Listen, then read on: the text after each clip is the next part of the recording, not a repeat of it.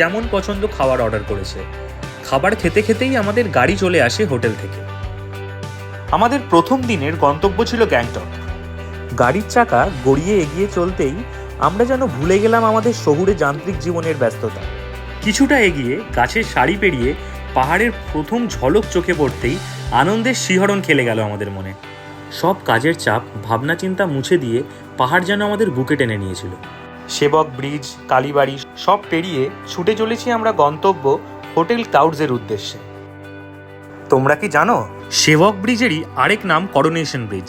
1937 সালে রাজা ষষ্ঠ জর্জ এবং রানী এলিজাবেথের রাজ্যাভিষেককে স্মরণীয় করে রাখতে এই ব্রিজটি বানানো হয়েছিল।